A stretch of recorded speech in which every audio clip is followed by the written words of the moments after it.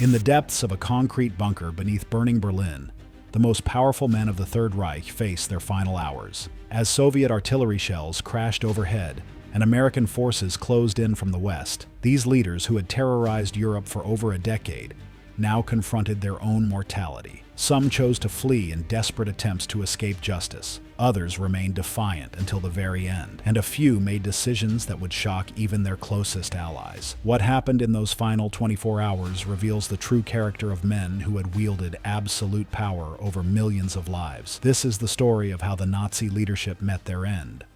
Not in glorious battle as they had promised their followers, but in bunkers, prison cells, and desperate escapes through the rubble of their crumbling empire. April 30th, 1945. The Red Army was less than 500 meters from Hitler's bunker. The man who had promised a 1,000-year Reich now found himself trapped beneath the Chancellery, with only his most loyal followers. The sounds of Soviet artillery grew closer with each passing hour. Hitler had spent the previous weeks in an increasingly erratic state.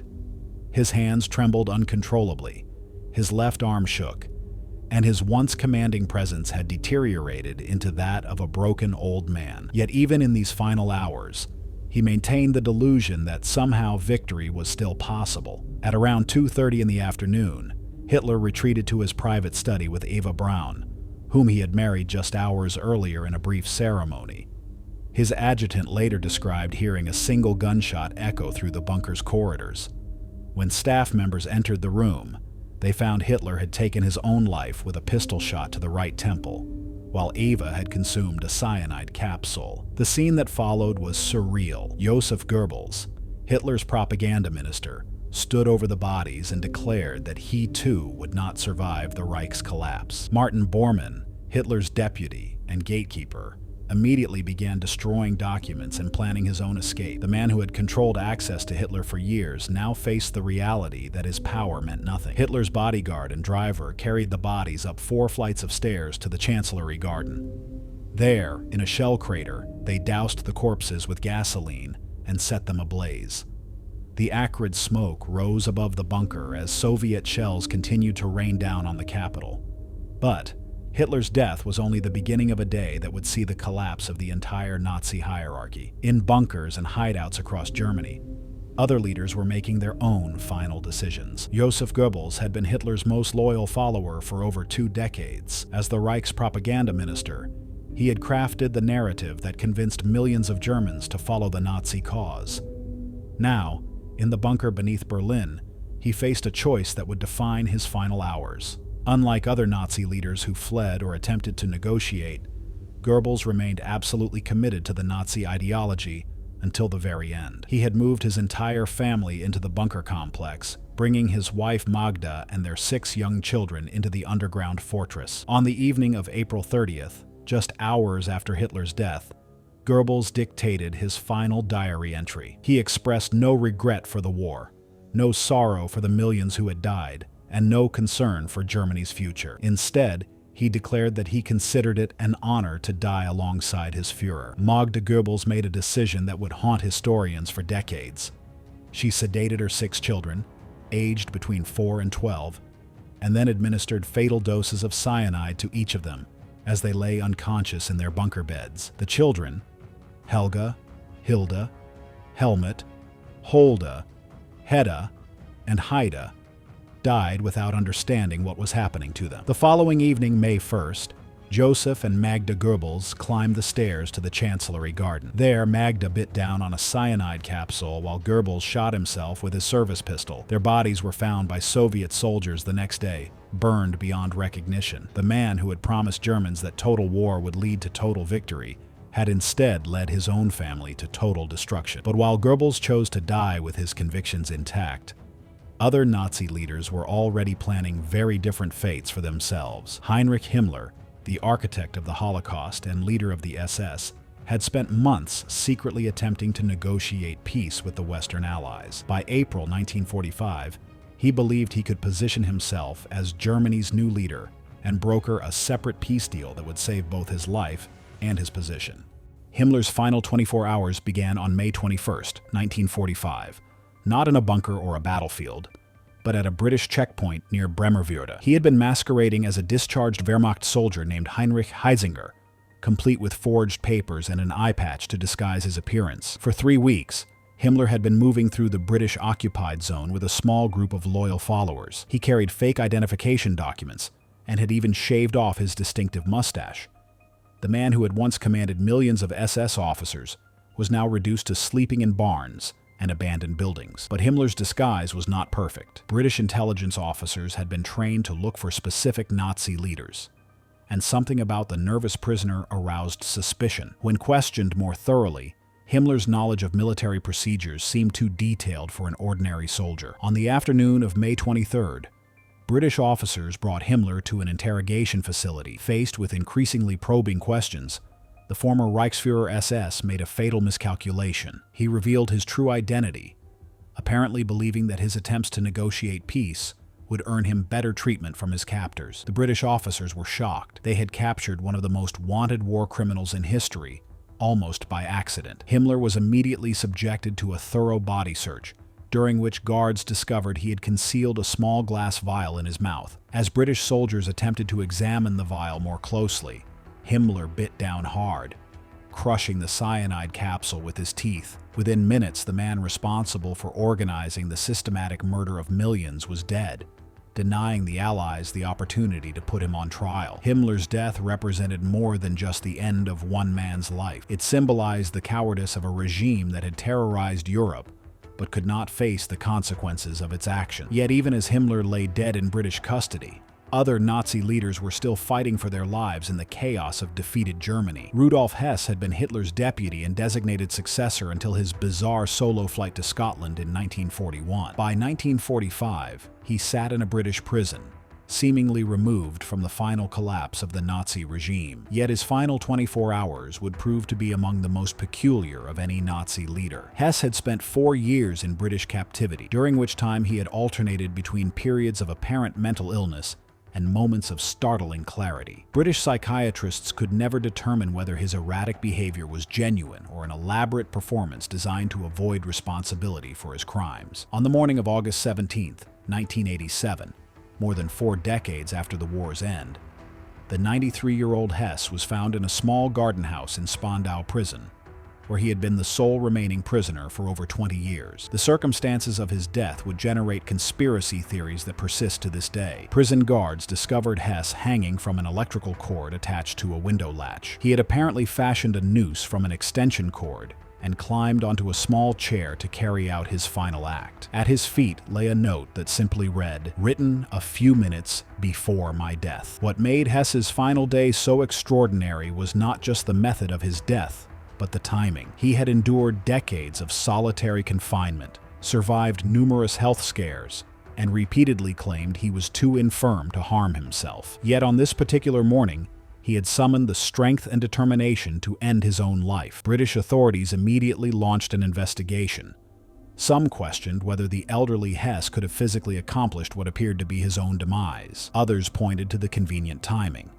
Just weeks before, he might have been released as part of ongoing diplomatic negotiations. The man who had once been second only to Hitler in the Nazi hierarchy died alone in a small prison garden, 42 years after the regime he had helped create had crumbled to dust. His death marked the end of the last direct connection to the Nazi leadership's inner circle. But perhaps the most chilling aspect of Hess's final day was not how he died, but what he had written in letters discovered later. Even after decades of imprisonment, he expressed no remorse for the Nazi regime's crimes and maintained his loyalty to Hitler's memory until the very end. Martin Bormann had been Hitler's gatekeeper and arguably the second most powerful man in Nazi Germany during the final years of the war. Unlike other Nazi leaders who chose dramatic endings, Bormann attempted something far more audacious, a complete disappearance that would keep the world guessing about his fate for decades. Bormann's final 24 hours began on the night of May 1st, 1945, in the Führer bunker. With Hitler dead and the Red Army closing in, Bormann made a decision that would distinguish him from his colleagues. He chose to fight his way out of Berlin rather than accept defeat. Along with several other Nazi officials, Bormann joined a desperate breakout attempt from the bunker complex. The group planned to reach Admiral Dönitz's provisional government in northern Germany, where Bormann hoped to maintain some semblance of Nazi authority. It was a plan born of delusion, but one that Bormann pursued with characteristic determination. The breakout group moved through the subway tunnels beneath Berlin, navigating by flashlight through the flooded passages. Soviet forces controlled most of the city above, and the sound of their artillery and tank movements echoed through the underground chambers. Bormann carried with him Hitler's political testament and several briefcases of documents that he believed would secure his future. Near the Weidendammer Bridge, the group encountered heavy Soviet fire. Witnesses later reported seeing Bormann's tank struck by anti-tank rounds, but in the chaos and darkness, no one could confirm what happened to Hitler's deputy.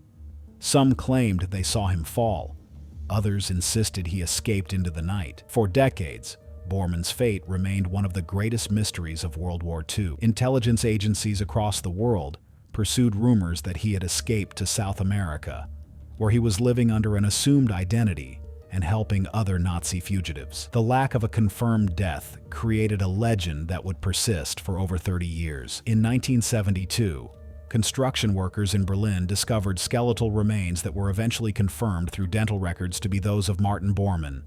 The bones showed evidence of glass fragments consistent with a cyanide capsule, suggesting that Hitler's deputy had indeed died during the escape attempt, probably taking his own life when capture seemed imminent. Bormann's final gamble had failed, but his attempt to vanish completely had succeeded in creating one of the most enduring mysteries of the Nazi regime's collapse. While other leaders met dramatic ends in bunkers or prison cells, Bormann had almost managed to slip away into history. As the Nazi regime collapsed, dozens of high-ranking military officers faced their own final decisions. Unlike the political leaders who had shaped Nazi ideology, these generals had to confront the military reality of total defeat while grappling with their roles in war crimes committed across occupied Europe. General Wilhelm Keitel, Hitler's chief military advisor, spent his final hours in American custody after surrendering to Allied forces. Keitel had been present for many of Hitler's most crucial military decisions and had signed orders that resulted in the deaths of countless civilians and prisoners of war. In his cell, Keitel wrote extensively about his experiences, attempting to craft a narrative that would portray him as a professional soldier who had simply followed orders. He claimed to have been unaware of the full extent of Nazi atrocities, despite evidence showing his direct involvement in planning operations that violated international law.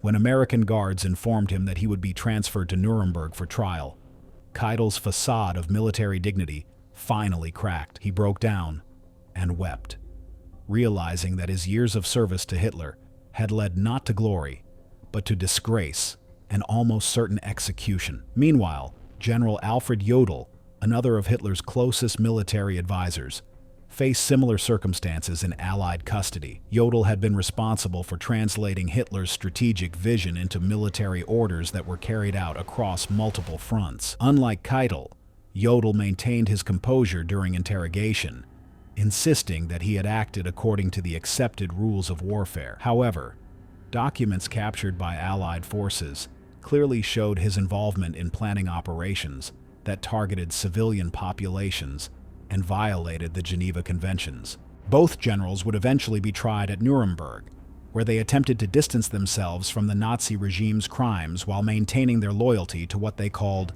military duty. Their final statements revealed the moral confusion of men who had spent years serving an ideology they claimed not to understand. The night these generals spent in their cells, writing their justifications and preparing their defenses, represented more than just personal reckonings. It marked the end of a military tradition that had prided itself on honor and professionalism, but had allowed itself to be corrupted by political fanaticism. As dawn broke over their prison barracks, these former leaders of the Wehrmacht faced a future that would strip away their uniforms, their ranks, and ultimately, their lives. Dr. Josef Mengele, known as the Angel of Death for his horrific medical experiments at Auschwitz, faced his final 24 hours, not in 1945, but decades later in South America, where he had successfully evaded capture for over 30 years. Mengele's actual final day came on February 7, 1979, on a beach in Bertioga, Brazil. The man who had once held the power of life and death over thousands of prisoners was now a 67-year-old fugitive living under an assumed identity supported by a network of Nazi sympathizers who had helped him escape justice. On that February morning, Mengele went swimming in the ocean, despite suffering from health problems that should have kept him on dry land. Witnesses later reported that he appeared to be struggling in the water, calling for help before disappearing beneath the waves. The irony of Mengele's death was not lost on those who knew his true identity. The man who had conducted experiments on human beings to test their endurance and survival capabilities had himself succumbed to the natural forces he had spent years trying to understand and manipulate. What made Mengele's final day particularly significant was that he died believing he had successfully escaped accountability for his crimes. Unlike other Nazi leaders who faced trial or took their own lives in defeat, Mengele had managed to build a new life in South America, complete with false documents and a network of supporters. For years before his death, Mengele had lived in relative comfort, supported by family money and protected by Brazilian authorities who either didn't know his true identity or chose to ignore it. He had even maintained correspondence with his family in Germany, using coded language to discuss his situation. The discovery of Mengele's death in 1985, when investigators finally tracked down his grave, revealed the extent of the network that had protected Nazi fugitives for decades. It also highlighted the failures of international justice systems to locate and prosecute war criminals who had managed to escape immediate capture. Mengele's peaceful death from natural causes represented one of the greatest failures of post-war justice. While other Nazi leaders faced the consequences of their actions, the doctor who had tortured and killed countless innocent victims had been allowed to live out his natural life in freedom. But even as Mengele's story revealed the limits of justice, other Nazi leaders were meeting very different fates in the chaos of post-war Germany. Joachim von Ribbentrop, Hitler's foreign minister and the architect of many of the diplomatic arrangements that enabled Nazi aggression, spent his final 24 hours in a prison cell in Nuremberg, preparing for an appointment with the hangman. October 15, 1946, marked the end of the Nuremberg trials and the beginning of executions for the most senior Nazi leaders who had been captured alive. Ribbentrop, who had once negotiated with world leaders and shaped international policy, now faced the ultimate consequence of his decisions. During his final day, Ribbentrop wrote letters to his family, attempting to explain his actions and express his love for his wife and children. He claimed that he had been a diplomat, not a warrior, and that his role in the Nazi regime had been limited to foreign relations rather than the implementation of genocidal policies. However, the evidence presented at his trial had clearly demonstrated Ribbentrop's knowledge of and participation in war crimes.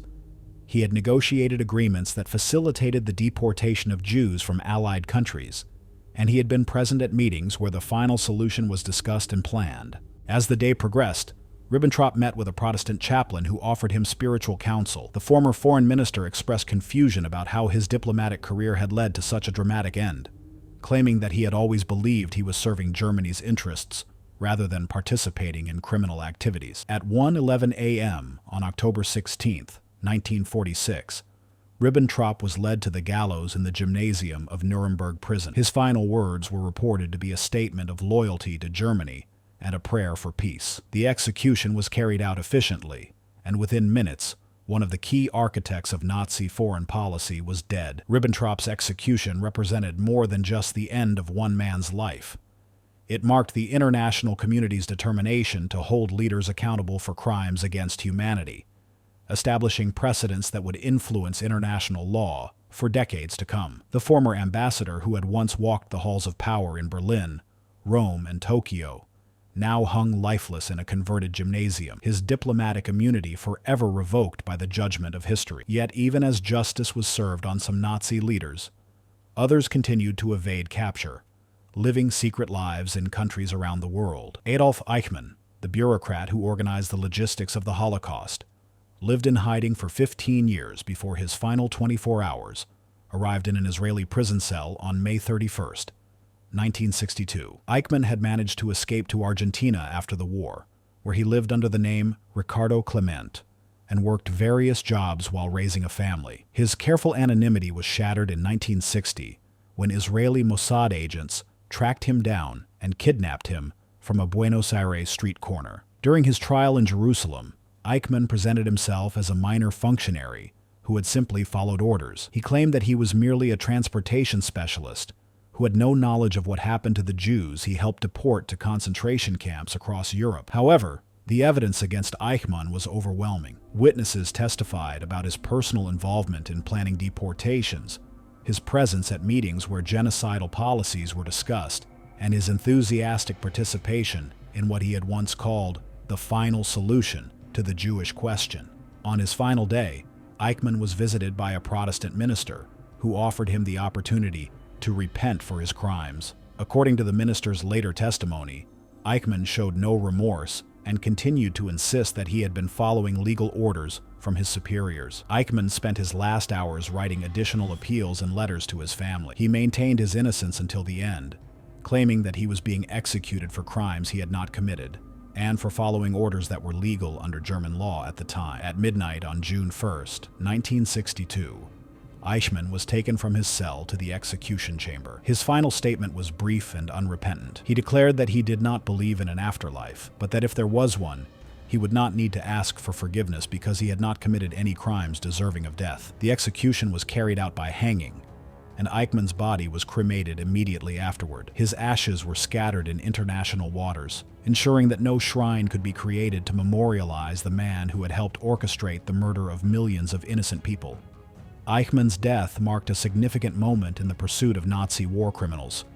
It demonstrated that there would be no statute of limitations on crimes against humanity, and that those responsible for genocide could be held accountable regardless of how much time had passed. The bureaucrat who had once organized train schedules that carried millions to their deaths had finally reached the end of his own journey, his meticulous planning and attention to detail ultimately leading to his own destruction. The final hours of Nazi leaders reveal a pattern of cowardice, delusion, and denial that stands in stark contrast to the powerful image they had projected during their years in power. These men, who had terrorized Europe and orchestrated the deaths of millions, faced their own mortality with neither dignity nor honor. The variety of their endings tells a story of a regime that had built itself on grandiose promises, but collapsed into individual acts of desperation and self-preservation.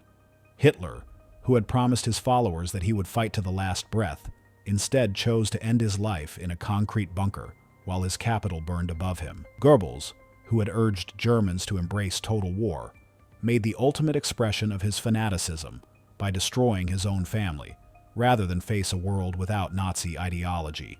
The contrast between their public personas and private endings was stark. Himmler, who had built the SS into an organization that prided itself on loyalty and courage, died whimpering in British custody after attempting to disguise himself as a common soldier. Ribbentrop, who had walked the halls of international diplomacy with supreme confidence, spent his final hours writing pathetic appeals for mercy that demonstrated how completely his arrogance had crumbled. Some Nazi leaders managed to escape immediate justice, but their extended final chapters proved even more revealing. Mengele's decades in hiding transformed the once powerful doctor into a paranoid fugitive, constantly looking over his shoulder while living off the charity of Nazi sympathizers. His natural death on a Brazilian beach represented not triumph, but the slow decay of a man who had spent 30 years running from the consequences of his actions. Bormann's mysterious disappearance initially seemed like the ultimate escape, but the eventual discovery of his remains in Berlin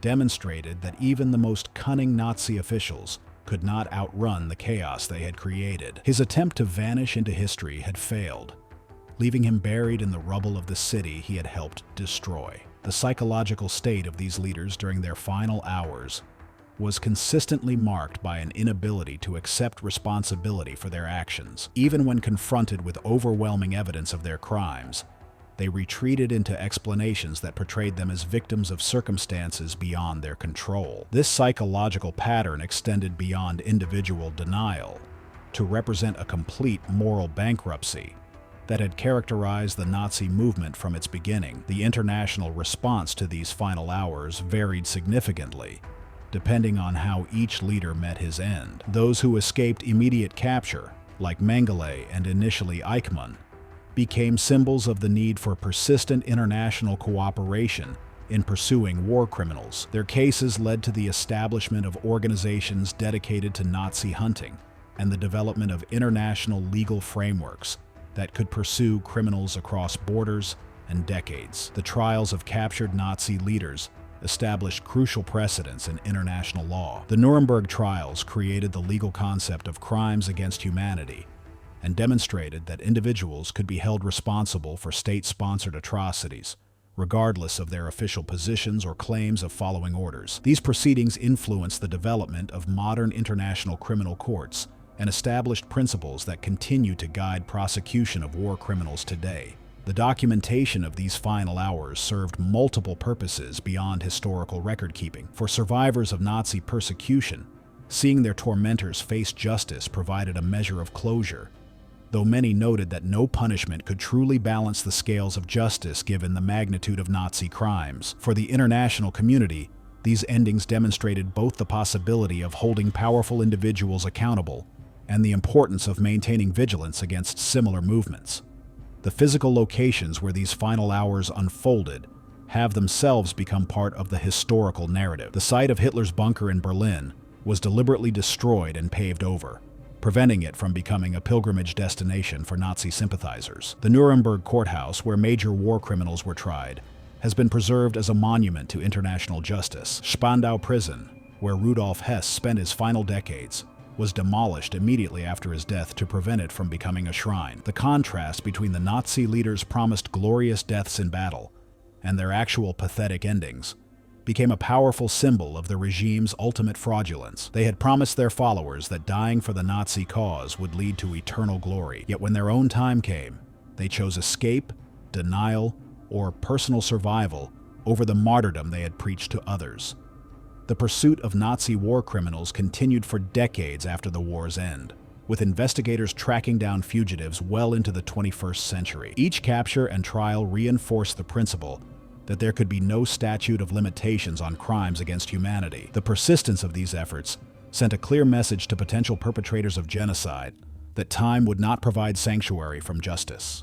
The final hours of Nazi leaders also illuminated the networks of support that enabled some to escape and hide for decades. The rat lines that smuggled war criminals to South America, the false identity documents provided by sympathetic organizations, and the financial support from family members all demonstrated how Nazi ideology had created lasting connections that persisted long after the regime's political defeat. Educational institutions around the world have used these final stories to teach lessons about the consequences of extremist ideology and the importance of individual moral responsibility. The detailed documentation of how these leaders spent their last hours provides concrete examples of how quickly absolute power can dissolve into complete powerlessness when built on foundations of hatred and violence. Modern psychological studies of these final hours have contributed to understanding of how individuals who commit mass atrocities rationalize their actions and maintain their self-image even when facing death. The consistent pattern of denial and blame shifting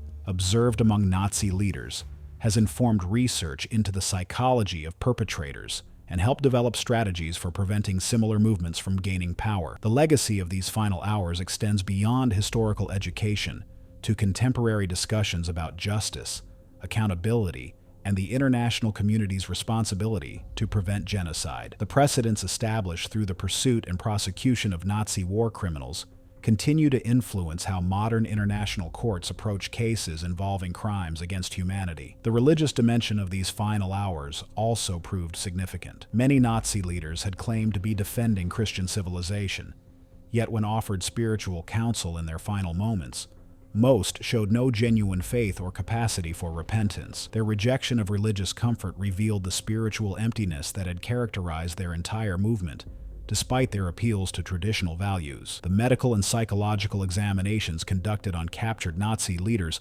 provided insights into the minds of perpetrators that continue to inform research today. Studies of their mental states during imprisonment revealed patterns of narcissism, denial, and inability to empathize with victims that help explain how ordinary people can become complicit in genocide. The impact on their families proved to be another lasting consequence of their final hours. Children and relatives of Nazi leaders struggled for decades with the burden of their family names and the knowledge of their loved ones' crimes. Some chose to change their names entirely, while others dedicated their lives to education about the dangers of extremism. The international media coverage of these final hours played a crucial role in educating the public about the reality of Nazi crimes. Detailed reporting on the trials and executions helped dispel myths about the regime and provided documentary evidence that would prove crucial in combating later attempts at Holocaust denial. The contrast between how different Nazi leaders faced their ends also revealed the internal contradictions within their movement. Those who maintained their fanaticism until death, like Goebbels,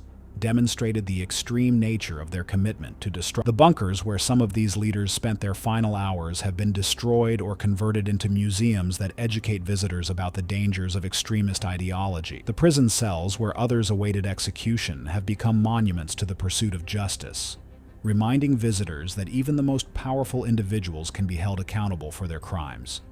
And the beaches and hideouts where fugitives lived their final days serve as reminders that there can be no true escape from the judgment of history, even when legal justice proves elusive. The technological advances that enabled the pursuit of Nazi fugitives also established important precedents for modern justice. Innovations in forensic science, document analysis, and international communication that were developed during the hunt for war criminals continue to serve law enforcement agencies around the world. The philosophical questions raised by these final hours continue to challenge scholars and ethicists today. The debate over whether justice delayed is justice denied, the appropriate balance between mercy and accountability, and the role of forgiveness in healing societies all trace their modern formulations to discussions about how Nazi leaders should be treated. The economic costs of pursuing Nazi war criminals demonstrated the international community's commitment to justice regardless of expense. The resources devoted to investigations, trials, and imprisonment of Nazi leaders established the principle that no cost is too high when pursuing those responsible for crimes against humanity. In the end, the Nazi leaders who had promised their followers a glorious future had delivered only destruction, defeat, and disgrace. Their final 24 hours stripped away the pageantry and propaganda that had once surrounded them, revealing them to be nothing more than ordinary men who had made extraordinary choices to embrace evil. The gap between their grandiose promises and pathetic endings became one of the most powerful indictments of the entire Nazi project.